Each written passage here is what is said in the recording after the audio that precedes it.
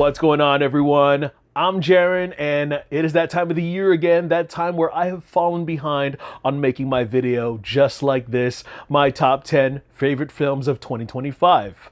Now, before we get into it, I just wanted to say that I was going to make a top 15, maybe a top 20, and then I was also going to make an honorable mentions list and realize there was a lot of movies that I actually enjoyed and would have ended up on this top list. But that is the challenge. I mean, I had to go back to these movies, see if they were worth it, but may I add that every single movie on this list are movies that I have gone back to multiple times. Like, I could have just jumped on my list, just stuck to the things that I haven't seen just yet, but these were nearly comfort movies. I have watched these movies multiple times already in this past year, and they are just pristine. If I could just mix them all around, they are just my solidified top 10 favorites.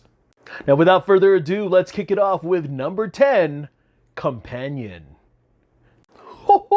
This was my favorite film to kick off the year, and I absolutely loved that first trailer, how much anticipation it was starting to build with a lot of the mystery and the intrigue, and I really like how a movie presents itself at first but starts to really unravel itself and evolve to something different, and that is just something I enjoy watching multiple times and sharing it with a whole bunch of friends, and especially with the performances by Jack Quaid and Sophie Thatcher. Oh my goodness, I love this movie. Number 9, Predator: Badlands. I know, I'm just shocked as you are, but dang, this was experimental, it was bold, it was thrill-a-minute, action-packed entertainment from start to finish, and this was just something I was craving in the Predator franchise for so long because we've gone on with the same formula that something needed to change. A lot of the Predator fans just wanted to keep watching these movies, but we wanted to expand on this universe, and this movie did exactly that. Dan Trachtenberg, you listen to the fans. Number 8, F1 the Movie. Now, this was a blockbuster to see during the summer of 2025 because the way that Joseph Kosinski applies some of the same camera work and techniques he has done in Top Gun Maverick was just so pristine. And then you have like the whole atmosphere, the whole camaraderie and some of the tension that's building when it came to just being in the tracks of Formula One racing, as well as the vehicles themselves, which was just rip-roaring through the sound system. I felt like I was really there. I felt like I was in the race with our main characters. Coming in at number 7 is Together. Dave Franco and Alison Brie happen to be one of my favorite celebrity couples in Hollywood. If you've seen their interviews together, you know why. I've seen what they've done individually as far as their careers with horror, with comedy, with a little bit of romance. And when I found out that they were going to be in a horror comedy together, I was actually excited to see what their real life chemistry would bring to the table. And my goodness, this was so good.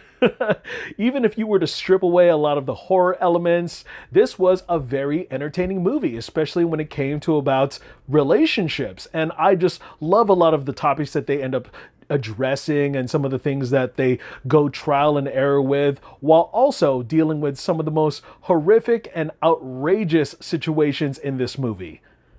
At number 6, we have The Long Walk. This is one of 4 of the theatrical adaptations to Stephen King's works, and I have not read the book, but people have described it to me as something as close to Battle Royale, The Hunger Games, and I'm usually a fan when it comes to like a survival story of like the last man standing. And what I had no idea and was pretty shocked by was how bleak, how visceral, how emotional that we just went on this roller coaster ride with a bunch of these characters that we've grown attached to, but eventually you really start to see them drop like flies. And although you may take your predictions and your wagers on who is going to live and who is going to die, there is just nothing preparing you for the heartbreak.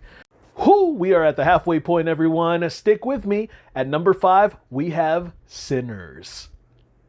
This was a full plate of cinema. This was everything. I'm talking about the both times I went to the theater for this, my auditorium was packed from top to bottom, where people were actually trying to find seats on the floor. Now, I knew the movie was going to be good, but I didn't think it was going to be popular. I mean, you have a wonderful cast ensemble, especially with the performances, dual performances by Michael B. Jordan. You have the introduction of Miles Caton, and the way that this movie just gives you everything in epic grand scales, like, character-driven drama, musical performances, and then you have like the action and the horror that just blends well together to this just gigantic and grand third act. Oh, so good.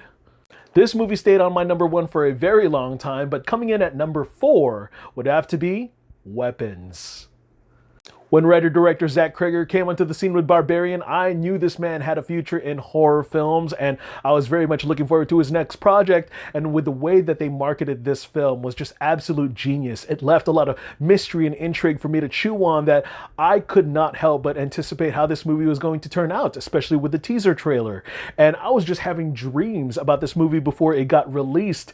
And as I sat there, as I saw this movie unfold into like 6 different chapters, I was just chewing up every single bit of this. I was laughing. I was at the edge of my seat. I was jumping out of my seat and also laughing my ass off. And I absolutely love this movie. I love the performances in here. I love how the juicy suspense and comedy just kind of unfold all together. I mean, it was what Barbarian offered and gave, but in tenfolds. And I absolutely loved it. Ooh, I'm starting to lose my voice on here. Bear with me. I mean, I didn't write a script for this or anything, so everything is just coming off the cusp. I am just trying to get this as right as possible. At number 3, Marty Supreme. This is one of those trailers where I took one good look at it and I had no interest in seeing this at all. And as the date grew closer, I started to see a lot of hyperbolic reviews and I was like, bullshit, I gotta check this out for myself. So I got an early screening to it, and I think this movie is mismarketed as a sports film because what happens in this movie is so intense, so blistering, so hilarious and outrageously fun that I was entertained from start to finish. And this is more than just a character who's trying to become the best tennis player or who has just, changed the game and everything. But it is about how this con artist just really has all of these consequences, all of his actions and schemes just come falling back onto him and begin to pile up. And my goodness, I was so stressed out at one point, I had to put the movie on pause. It was that good. Timothée Chalamet deserves all the accolades in award season. Number 2, The Life of Chuck. This is the second out of the 4 theatrical adaptations to Stephen King's works, and although writer-director Mike Flanagan has been a very prominent voice in the horror community as well as Stephen King's other adaptations, this was going to be his first non-horror film. I didn't know what to expect from that, but basically you have The Life of Chuck, a man's life where it is told in a 3-act structure and is also told backwards, and I wasn't sure how to feel about that. I mean, at first, I am just picking out all the familiar faces that have worked with Flanagan once before in his other projects, and then it really started to dawn on me about what this movie was really aiming for, and it had a lot to say about life and death, as well as the people we meet in life, whether it's for a brief moment or the people that we hold dear, and just how that may have had not just an effect on us, but an effect on them.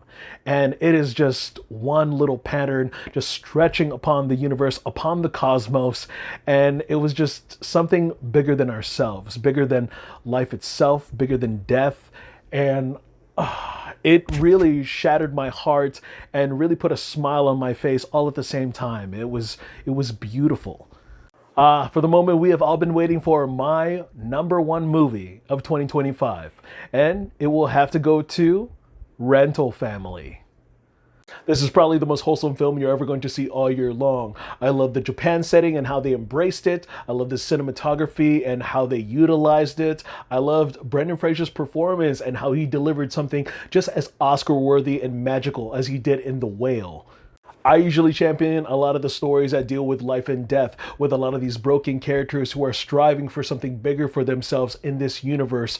But in here, they strive to talk about the human connection and how that was just so beautiful and so moving. And the way that it touched my heart really had me in tears in like 5-minute intervals. I mean, me and my girlfriend were just bawling our eyes out in the theater, and I ran out of napkins. And just the way that we kind of unravel Brendan Fraser's character with his connection with these people and what they're missing in their lives, who they're missing in their lives, and how they are able to, kind of come together and not just, unravel some of the pieces and mystery that, these characters need from him, but also what he needs from them and how they get to kind of come across that bridge of, what life is to them, what it means to them, and what it is like to be just a kind human being. One of the early moments that really just set the tone for me, that really made me feel very tender-hearted, was one of the opening sequences where Brendan Fraser, after a long day of commuting and auditioning, he just goes home with a small little dinner and sits like at his window and decides to just people watch at the apartment across the way.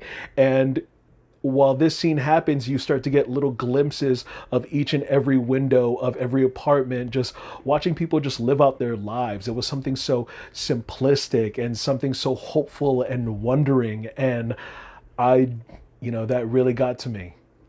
I could go on and on about Rental Family, but that was probably one of the most overlooked films of the year, and personally, my favorite film of 2025. Now, a little quick announcement and reminder before we wrap things up. I am going to be participating in my first critic panel alongside with the Hawaii Film Critics Society, with our founder Barry Wurst and fellow critic Aaron Medeiros, for the Akaku Upstairs Salon series. So that's going to be streaming and broadcasting on the Akaku website. Go ahead and check it out. And if you're showing up in person, I hope you had the chance to register, because seats are limited in person. Doors open at 5:30 and the show begins at 6. So hope you guys get to check us out, and we'll talk more movies then. I also got to check out Primate last week, so be on the lookout for my first movie review of 2026. I want to thank you guys again so much for taking some time out of your day to hear me talk some movies. I'm Jaren Agbanawag, and I will see you guys at the theater. In the meanwhile, take care. Somebody please take me.